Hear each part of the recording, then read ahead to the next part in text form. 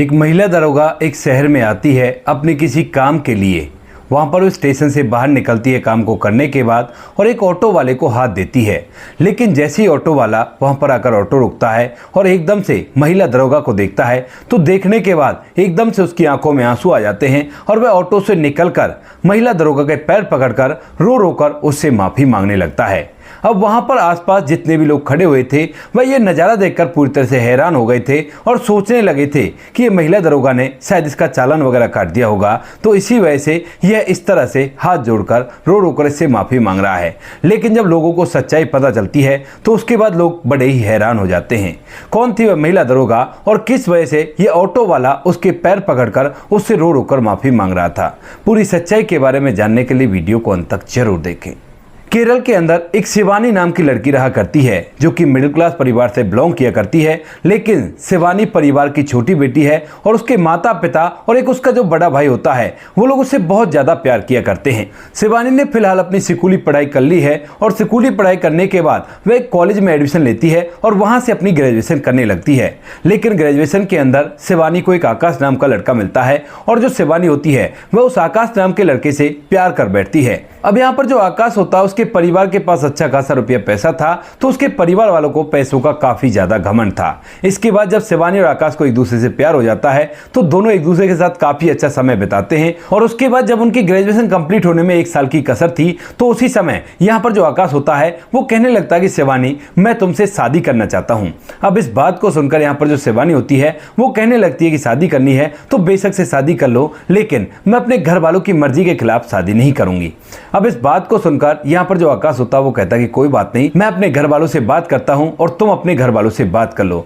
जब घर वाले राजी हो जाएंगे तो उसके बाद हमारी आराम से शादी हो जाएगी और कैसी भी कोई परेशानी ना होगी। ऐसा कहकर दोनों के दोनों अपने अपने घर वालों से बात करते हैं और यहाँ पर दोनों के घर वाले इस बात के लिए मान भी जाते हैं। लेकिन जैसे ही यहाँ पर आकाश के घर वाले शिवानी को देखने के लिए उसके घर आते हैं और वहां पर शिवानी के घर परिवार को देखते हैं तो देखने के बाद एकदम से मुंह सा चढ़ा लेते हैं और यहाँ पर शिवानी के पिता के सामने ही उसकी बेइज्जती करने लगते हैं, क्योंकि वे पैसों का घमंड काफी ज्यादा किया करते थे और इसी वजह से यहाँ पर भी वो अपने पैसों का घमंड दिखाते हैं। अब इसके बाद शिवानी के जो पिता होते हैं स्टार्टिंग में सब कुछ सहन करते रहते हैं क्योंकि उनकी बेटी प्यार किया करती थी। लेकिन जब बात कुछ ज्यादा ही आगे बढ़ जाती है, यहाँ पर जो आकाश की माँ होती है वह कहने लगती है कि देखो बच्चे लव मैरिज कर रहे हैं, लेकिन फिर भी ऐसा दहेज तो दे देना जिससे हमारे समाज में थूथू ना हो, क्योंकि ज्यादा तो मैं आपसे बोल नहीं सकती, वरना अगर मेरा बेटा मेरी मर्जी से शादी करता तो उसे दहेज में बहुत कुछ मिलता, क्योंकि ये हमारा इकलौता बेटा है। अब इस बात को सुनकर यहाँ पर शिवानी के पिता तो इस बात को सहन कर जाते हैं, लेकिन जो शिवानी का बड़ा भाई होता है उससे ये बात सहन नहीं होती और उसके बाद वो कहने लगता है कि देखो आंटी, हम लोग अपनी बहन को खूब सारा दहेज देंगे, लेकिन फिर भी अगर आप उसमें कमी निकालना चाहती हो तो आपको कोई रोक नहीं सकता। अब इस बात को सुनकर यहाँ पर जो आकाश की माँ होती है वो थोड़ी सी चिढ़ जाती है और चिढ़ने के बाद और कुछ टोंट मारने लगती है कि हाँ हाँ बात तो सही है, लेकिन तुम जो कुछ भी दहेज दोगे वो भी मेरे बेटे के लिए कम पड़ेगा, क्योंकि हम लोग काफी ज्यादा रईस हैं और तुम्हारा घर तो काफी छोटा बना हुआ है। अब इस बात को सुनकर यहाँ पर जो शिवानी का बड़ा भाई होता है उससे सहन नहीं होता है और वो कहने लगता है कि हमने कहा था आपके बेटे से कि हमारी बहन से प्यार करे, बच्चों को प्यार हो गया तो हम तो उनकी शादी करवा रहे हैं ना, तो इसमें बुराई क्या है। इसके बाद यहाँ पर माहौल गर्मा गर्मी का हो जाता है और यहाँ पर दोनों तरफ से आरोप प्रत्यारोप होने लगते हैं और इस बात को देखकर शिवानी और आकाश पूरी तरह से हैरान हो जाते हैं और उनके होश उड़ने लगते हैं। रास्ते में तो बात यहाँ तक आ जाती है कि दोनों एक दूसरे पर हाथ उठाने के लिए आतुर हो जाते हैं और तभी यहाँ पर जो आकाश होता है वह बीच में आता है और अपने माता पिता को समझा बुझाकर अपने साथ अपने घर ले जाता है। वहां पर जाने के बाद वह अपने माता पिता को समझाता है, लेकिन यहाँ पर अब जो माता पिता होते हैं वह साफ साफ मना कर देते हैं कि बेटा उस घर में तो तेरी शादी बिल्कुल भी नहीं हो सकती, अगर तुझे उस लड़की से शादी करनी है तो उसके बाद हम लोग तुम्हें अपने पास नहीं रख सकते। इस बात को सुनकर यहाँ पर जो आकाश होता है वह अपने माता पिता से एक ही बात कहता है कि अगर ऐसी बात है तो माँ बाबू जी मैं इस घर को छोड़कर ही चला जाता हूँ, और ऐसा कहकर वह घर से निकलने लगता है। जब बेटा घर से जाता हुआ दिखाई देता है तो यहाँ पर जो माँ होती है वो एकदम से अपने बेटे के सामने खड़ी हो जाती है और कहती है कि बेटा मुझे माफ कर दे, ये सब कुछ मेरी वजह से ही तो हुआ है ना, कोई बात नहीं, अब तू उस लड़की से शादी कर ले और मैं बिल्कुल भी बीच में नहीं बोलूंगी। ऐसा कहकर वह जैसे तैसे करके आकाश को मना लेती है और घर के अंदर रहने के लिए बोल देती है। इसके बाद यहाँ पर जो आकाश होता है वह घर में रहने लगता है और दोबारा से शिवानी से इस विषय में बात करता है। लेकिन उधर जो शिवानी के घर वाले होते हैं उन्होंने तो इस शादी से साफ साफ मना कर दिया था और कह दिया था कि बहन अगर तू उससे शादी करेगी तो उसके बाद हम लोग तुमसे कोई भी ताल्लुकात नहीं रखेंगे। इस बात को सुनकर यहाँ पर जो शिवानी होती है वह चुपचाप रह जाती है, क्योंकि आकाश की मम्मी ने बात ही ऐसी कर दी थी जिस बात की वजह से ये सारी बात बिगड़ गई थी। उसके बाद जब आकाश उससे कहता है तो वो कह देती है कि देखो आकाश, मैं तो अपने घर वालों से बात नहीं कर सकती, एक बार तुम ही आकर बात कर लो। इस बात को सुनकर आकाश कहता है कि ठीक है, मैं कल आ जाऊंगा और कल आकर तुम्हारे माता पिता से माफी मांग लूंगा और उसके बाद उनसे मेरी और तुम्हारी शादी की बात करूंगा। ऐसा कहकर आकाश शिवानी का फोन रख देता है और दूसरे दिन वहां से सीधा शिवानी के घर पहुंच जाता है और वहां पर जाकर उनसे बातचीत करने लगता है। लेकिन यहां पर जो शिवानी के घर वाले होते हैं वह आकाश को देखते बहुत तेज गर्म हो जाते हैं। खासकर जो शिवानी का भाई होता है वह उसे धक्के दे देकर घर से बाहर निकाल देता है। कहता है कि देखो भाई, हमने तुम्हें मौका दिया था, लेकिन जब तुम लोगों के अंदर इतना घमंड है तो हमारी बहन वहां पर सुखी नहीं रह सकती, क्योंकि तुम्हारी मां तो घर के अंदर ही रहेगी, तुम तो बाहर कमाया करोगे। अगर वो इस तरह से आरोप प्रत्यारोप बहन पर लगाएगी तो उसके बाद हमसे सहन नहीं होगा, तो हमें तुम्हारे घर में कोई भी शादी नहीं करनी। इस बात को कहकर शिवानी का भाई उसे घर से निकाल देता है। वह बार बार कहता है कि वो अब कुछ भी नहीं करेगी, मैंने उन्हें समझा दिया है, लेकिन वो एक नहीं मानते हैं और कहते हैं कि चले जाओ यहाँ से, तुमसे हमारी बहन की शादी बिल्कुल भी नहीं हो सकती। आकाश वहां से वापस लौट आता है, लेकिन इन दोनों का जो प्यार होता है वह दोनों को चैन की सांस नहीं लेने देता और बार बार ये दोनों एक दूसरे से बात किया करते हैं। बातों के दौरान यहाँ पर जो आकाश होता है वह फैसला करता है कि देखो शिवानी, तुम्हारे घर वाले तो नहीं मान रहे, मेरे घर वाले तो मान गए हैं, तो ऐसा करो तुम अपना घर छोड़कर आ जाओ और यहाँ पर हम लोग अच्छी तरह से रहेंगे। अब इस बात को सुनकर शिवानी को एकदम से धक्का सा लगता है, क्योंकि उसके माता पिता और उसका बड़ा भाई उससे बहुत ज्यादा प्यार किया करते हैं और अगर ऐसा वो कुछ करेगी तो उसके बाद परिवार की नाक कट जाएगी चारों तरफ, और वो ऐसा बिल्कुल भी नहीं चाहती थी। वह आकाश को समझाने की कोशिश करती है, लेकिन आकाश साफ साफ बोल देता है कि देखो शिवानी, अगर हम लोगों को एक होना है तो हमें ये कदम उठाना ही होगा, और माता पिता शादी के बाद अपने आप मान जाया करते हैं। जब शिवानी इस बात को सुनती है तो उसके बाद उसे भी लगने लगता है कि शायद ये सही कह रहा है, क्योंकि आकाश ने कई सारे ऐसे उदाहरण उसे बताए थे जो कि उनके कॉलेज के ही थे, लेकिन जब वो भाग गए थे तो उसके बाद माता पिता भी 1-2 साल बाद मान गए थे इन सभी बातों को। तो इसी वजह से शिवानी आकाश की बात मान जाती है और एक रात अपने घर से भागकर सीधा आकाश के पास पहुंच जाती है और उसके साथ कोर्ट मैरिज कर लेती है। आकाश के माता पिता उसे घर के अंदर रख लेते हैं और यहाँ पर जब मामला कोर्ट मैरिज का होता है तो दोनों बच्चे बालिग थे और यहाँ पर कोई भी उनसे कुछ भी नहीं कह सकता था। इसके बाद जो शिवानी होती है वह अपने पति के साथ उस घर में रहने लगती है, लेकिन जैसे ही माता पिता को इस सारी बात पता चलती है शिवानी के को,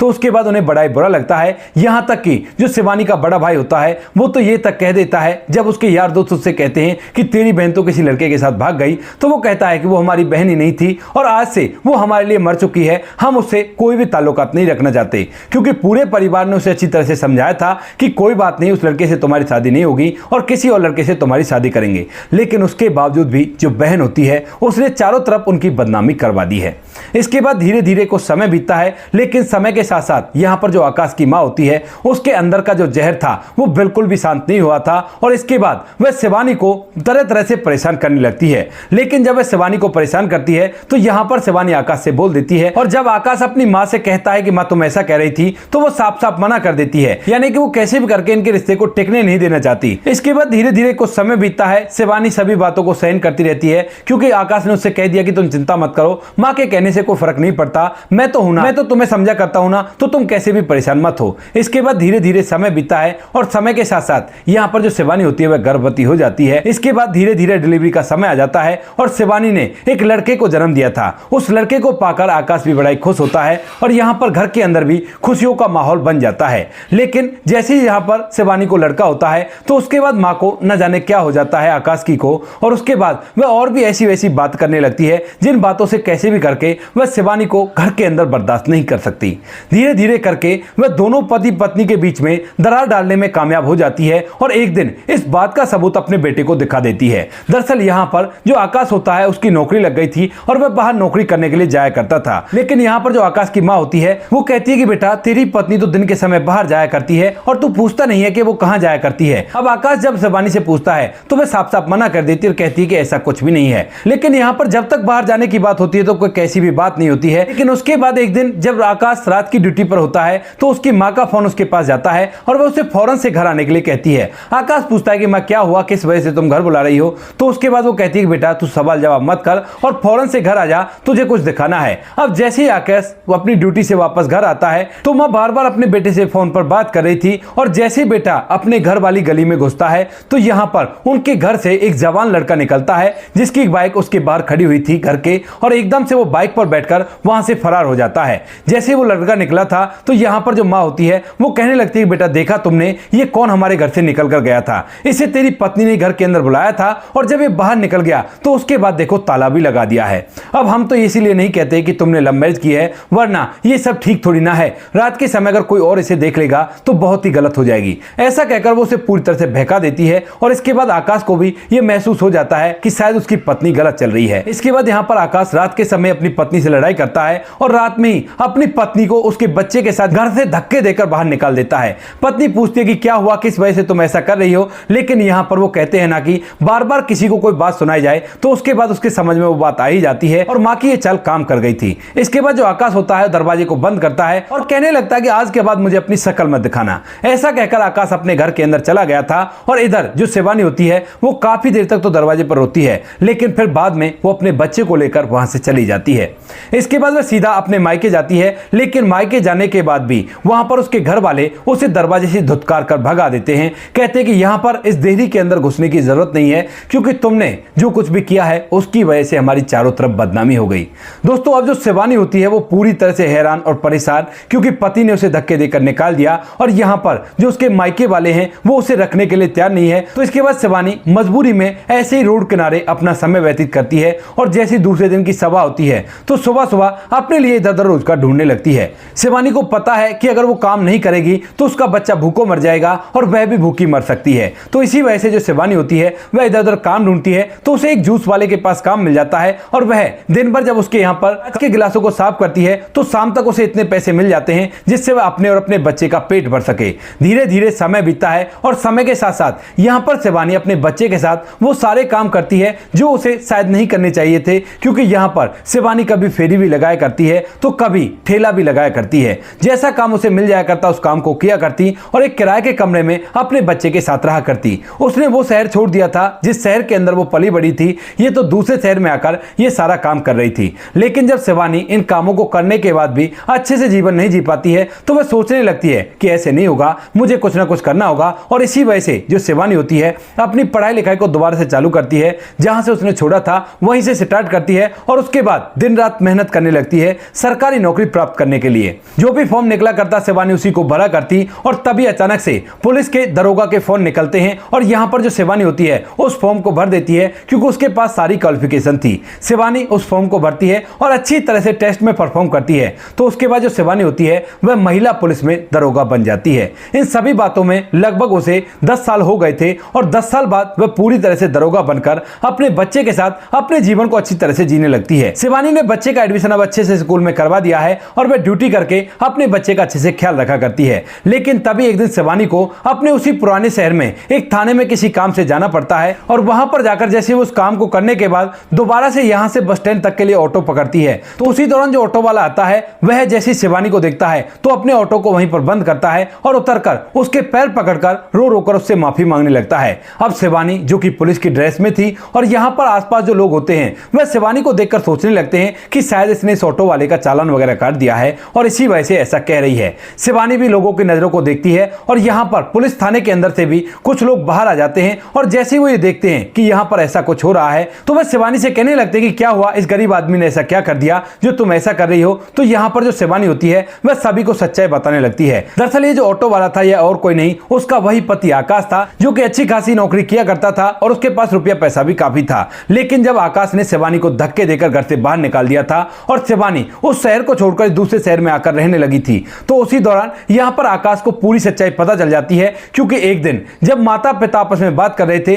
तो आकाश अचानक से घर आता है और घर आने के दौरान ही उसे पता चल जाता है ये जो कुछ भी हुआ था वो मेरी माँ की करामात है और वो लड़का तो ऐसी माँ ने अपने पैसों से बुलाया था और उससे कहा था कि जब मैं तुम्हें बता दूं तो उस टाइम तुम घर से बाहर निकल जाना। माँ उस टाइम पर जब वो लड़का घर से बाहर निकला था तो वो छत पर खड़ी हुई थी और गेट के पीछे उसका पिता खड़ा हुआ था। जैसे वो लड़का बाहर निकलता है तो गेट की कुंडी लगा दी जाती है और माँ छत से ही अपने बेटे को इशारा करती है कि देख देख तेरी पत्नी अंदर जा रही है। अब जब ये सारी बातें आकाश को पता चल जाती है तो उसके बाद वो अपने माता पिता को धमकाने लगता है और कहने लगता है कि तुम माता पिता नहीं हो, तुमने तो मेरी जिंदगी पूरी तरह से बर्बाद कर दी। इसके बाद वह करना तो बहुत कुछ चाहता है लेकिन वो उसके माता पिता थे और आकाश ऐसा लड़का नहीं था, तो वह ऐसे ही चुपचाप रह जाता है। लेकिन उसके बाद से वो ना तो ड्यूटी जाता है और लगातार शराब पीने लगता है। शराब पीने के चलते यहाँ पर जो आकाश होता है उसकी सारी अमीरी खत्म हो जाती है और जब वह पूरी तरह से कंगाल हो जाता है उस घर तक को भेज देता है जिस घर के अंदर माता पिता ऐशो आराम के साथ रहा करते थे और जिस अमीरी के ऊपर उन्हें बहुत ज्यादा घमंड था। तो उसके बाद वो कहने लगता है कि देखा मां, अब ये अमीरी आपके पास भी नहीं रही, अब आप किस चीज का घमंड करोगे। तो यहां पर जो माता पिता होते हैं वो फिर से अपने बेटे से माफी मांगते हैं और कहते हैं कि बेटा हमें माफ कर दे और ऐसा कर अपनी पत्नी को ढूंढ ले। यहां पर आकाश अपनी पत्नी को ढूंढने की कोशिश करता है लेकिन पत्नी का कोई अता पता नहीं होता है और उसके बाद जब माता पिता सब कुछ समझ जाते हैं वो माफी मांग लेते हैं और आकाश भी शराब पीना छोड़ देता है। तो उसके बाद वो अपना समय बिताने के लिए अब ऑटो चलाने लगा है और ऑटो चलाकर उतने ही पैसे कमाया करता है जिन पैसों से केवल घर का गुजारा हो जाए और उससे फालतू एक भी पैसा नहीं कमाया करता है। वह अपनी जिंदगी में काफी हताश और उदास होता है और तभी अचानक से एक दिन दोपहर के समय शिवानी उसे पुलिस स्टेशन के बाहर से हाथ देती है और जैसे आकाश शिवानी को देखता है तो एकदम से उससे रो रो कर माफी मांगने लगता है और कहता है कि शिवानी मुझे माफ कर दो, ये सब कुछ मेरी माँ का किया धरा था और तुम ऐसा करो मेरे साथ घर चलो और बच्चे को अपने साथ ले चलो। अब शिवानी अपने पति से मना करने लगती है लेकिन जब लोगों को ये सारी बात पता चलती है तो वो लोग भी शिवानी से कहने लगते हैं कि तुम तो इससे प्यार किया करती थी ना और ये भी तुमसे प्यार किया करता था। अब गलतफहमियां तो हर रिश्ते को खत्म कर दिया करती हैं और ये सब कुछ इसकी माँ की गलती थी। इसकी केवल इतनी गलती है कि इसने अपने प्यार पर विश्वास नहीं किया। इस बात को सुनकर यहाँ पर शिवानी को भी लगने लगता है कि शायद इसे दूसरा मौका देना चाहिए और उसके बाद शिवानी उसके घर चलने के लिए तैयार हो जाती है। अब जो महल था वो महल तो नहीं रहा था, एक छोटे से कमरे में वो लोग रहा करते थे जो कमरा मेहनत करके आकाश ने अपने पैसों से बनाया है और वहीं पर माँ बाप को रखा करता है। हालांकि उसे अच्छी नौकरी भी मिल जाती लेकिन वो नौकरी नहीं किया करता क्योंकि माता पिता को दिखाना चाहता था कि जिस पैसे पर वो घमंड किया करते हैं वो पैसे इस तरह से गायब हो जाया करते हैं। जब शिवानी वहां पर जाती है तो यहाँ पर शिवानी के सास ससुर भी उससे रो रो कर माफी मांगते हैं और इसके बाद शिवानी भी उनको माफ कर देती है। यहाँ पर जो आकाश होता है वह दोबारा से ड्यूटी करने लगता है और इधर जो आकाश का बेटा होता है जिसकी उम्र फिलहाल 10.5 साल है वह भी जब अपने परिवार को देखता है तो एकदम से अपने दादा दादी के गले लिपटता है और यहाँ पर शिवानी सोचने लगती है कि बहुत अच्छा किया जो मैंने आकाश को माफ कर दिया, कम से कम मेरा बेटा अपने परिवार के साथ तो जीवन व्यतीत कर सकता है। तो दोस्तों ये थी आज की कहानी, आपको जैसी भी लगी कमेंट सेक्शन में बता देना और वीडियो अगर अच्छी लगी तो वीडियो को लाइक और चैनल को सब्सक्राइब जरूर करें ताकि हमें थोड़ा सा हौसला मिल सके आप लोगों के लिए ऐसे अच्छे वीडियो बनाने के लिए। इन कहानियों को सुनाने का उद्देश्य किसी को परेशान करना बिल्कुल भी नहीं है। ये कहानी आपको इसलिए सुनाई जाती है ताकि आप लोग इन कहानियों में से कुछ ना कुछ सीख सको और अपने जीवन में उस चीज़ को अप्लाई कर सको। मिलते हैं किसी नेक्स्ट वीडियो नए टॉपिक के साथ, तब तक के लिए जय हिंद, जय भारत, जय हिंदुस्तान।